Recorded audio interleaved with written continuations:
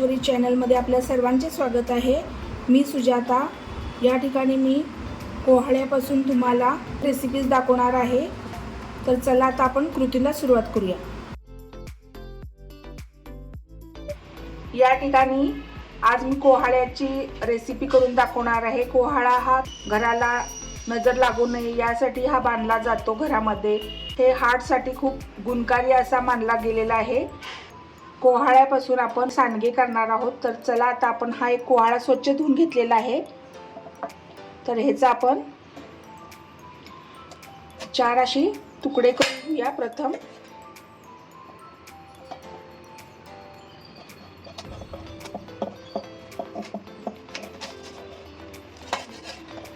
तर या ठिकाणी बघा आता मी हा कोहाळा पूर्णपणे चिरून घेतलेला आहे। या ठिकाणी बघा त्याच्या साईडचा भाग आहे तो असा आपल्याला कट करून घ्यायचा आहे।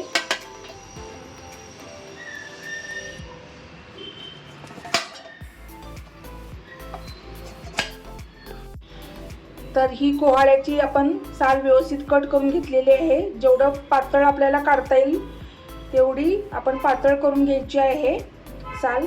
आणि त्याच्यानंतर आपण त्याच्यामध्ये थोडंसं मीठ घालायचं आहे चवीपुरतं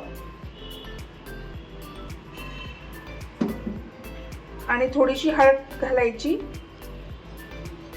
अर्धा टीस्पून आणि ह्याला तर चांगलं मिक्स करायचं। आता उन्हामध्ये त्याला आपण वाळवायला ठेवायचं। हा जो गाभा आहे मधला जो बियांचा भाग तो आता आपण काढून घ्यायचा आहे।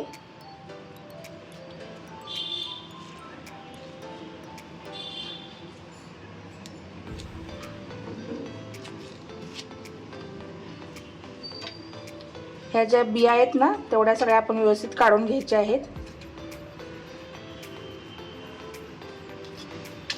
तर या ठिकाणी बघा आता हे आपण बियांचं काढून घेतलं होतं। त्याच्यामध्ये हिरवी मिरची, जिरा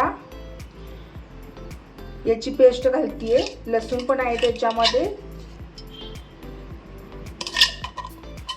आणि याच्यामध्ये आपण जिरा पावडर थोडी घालायची आणि चिरमुरे आपण बारीक थोडे करायचे मिक्सर मधून आणि ते पण त्याच्यामध्ये घालायचे। थोडंसं चवीनुसार आपल्याला मीठ घालायचं आहे।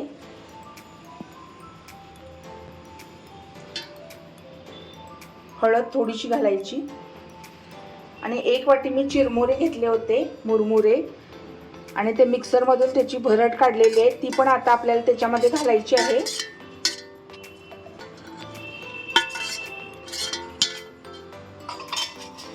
आणि हे मिश्रण आता आपल्याला पूर्ण कुस्करून घ्यायचं आहे हाताने चांगलं। हे सांडग्यासाठी आपण हे कुस्करून घेतलेलं आहे कोहाळ्याचं आतला बीज सगळे काढून। तर चला आता आपण एका प्लेटमध्ये मी प्लास्टिक शीट घेतलेला आहे त्याच्यामध्ये मी आता सांडगे घालणार आहे आणि आता ते उन्हामध्ये आपल्याला वाळवायचे आहेत। तुम्हाला जसे हवे मोठे छोटे तशा पद्धतीने तुम्ही घाला। हे वाळल्यानंतर तळून घ्यायचे, खूप रुचकर लागतात। तर या ठिकाणी बघा आपले सांडगे घालून तयार झालेले आहेत। आता ह्याला मी उन्हामध्ये ठेवणार आहे। हे चांगले खडखडीत वाळल्यानंतर आपण तळून घ्यायचे आहेत।